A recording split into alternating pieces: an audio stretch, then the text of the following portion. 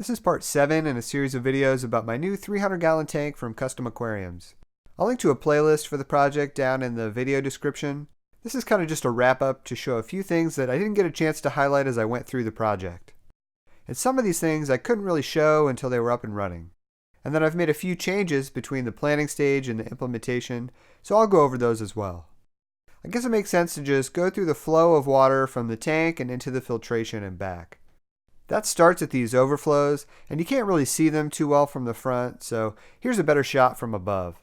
These are an invention that Custom Aquariums came up with, and they call them H2 overflows. They're a nice alternative to a typical weir that you would see in most drilled tanks. You get a lot of skimming area, but with a pretty low profile. You can hardly see them in the tank, especially if you have the back painted black like I do. They also have a nice cover screen that keeps large debris from clogging them. These flow into the stealth box, which I showed earlier, but not when it was attached to the tank. I have this set up with plumbing inside to silence any water noise, and it seems to be working well. The box has a cover, which also helps. Then that runs down into the stand, and this has changed since I last showed it. I replaced the black ribbed pond tubing with braided tubing. I got a comment about how it had failed on other people, and honestly it felt a little thin to me, so I figured I'd rather be safe than sorry. But to be honest, this was kind of a pain to do, and I probably should have just hard plumbed the whole thing. I've just always avoided having anything but tubing running through my walls. I don't know why this matters to me, but it's done, and now all the tubing for this whole project is braided, which is extremely unlikely to fail. And here's where it comes down into the sump. That's basically the same as before, just with the different tubing.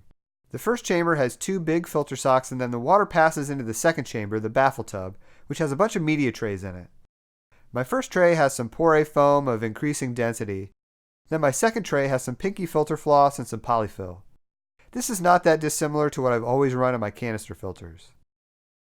Then I have several trays of biomedia. This is Seachem Matrix and these nice zipper media bags which make maintenance really easy. I'll link those bags below, and if you're still using loose biomedia, you should really pick up a few of these. Then I did make another couple changes to the sump. One is that I added another connection between the baffle tub and the reservoir tub. I had these connected with a 2-inch PVC line that you can see in the background, which was plenty of flow, but it was causing the water level in the baffle tub to be too high and the reservoir tub to be too low. This new 1.5-inch line keeps them closer to even. And I could have done this with fewer parts, but I kind of just went with what I could buy at the store. And then another change I made is that I moved the pump from being external and in line to being inside the reservoir tub. It still connects to the return lines the same as before, but this way I never have to worry about it leaking. Moving back upstairs, the return lines connect to the tank via these siphon stoppers, which is another Custom Aquariums product. The advantage they have over normal returns is the 2 angled pieces at the top. These will be exposed to air once the pump stops, which prevents a back siphon that could overflow the sump. It's just another nice safety feature. Another thing I haven't shown yet is this valve.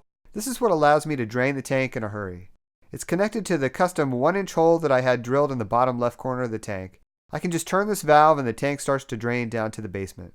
And if I want it to go even faster, I've got it running through this 1,600 gallon per hour pump that I can start with a remote control. This was all in place on the old tank, but now it's even easier. And the last thing that's still a work in progress is the lighting. What you see here is the current satellite LED that I've been using for years. It's a 4-foot light, which is actually kind of nice because it keeps the corners in shadows.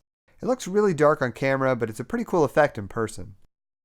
Then this is a very similar light. It's a 4-foot LED from Fluval, and it's controlled by my phone via Bluetooth. Like the current light, it can be customized to just about any color I want. And then this is what it looks like with 2 of those 4-foot Fluval lights in place, which was my plan all along for this tank. But honestly, it's just way too much light even when it's set very low. It looks great here on camera, but in person I think it's just too much. And the fish absolutely hates it. So I'm just going to keep experimenting. But overall, the project is pretty much done. I'll keep you guys up to date as to how it's going. It's been a lot of work, but it was definitely worth it. Thanks again to Ted Judy and Custom Aquariums. Thanks to my wife for putting up with this crazy hobby. And thanks to all of you for watching. Until next time, have a good one.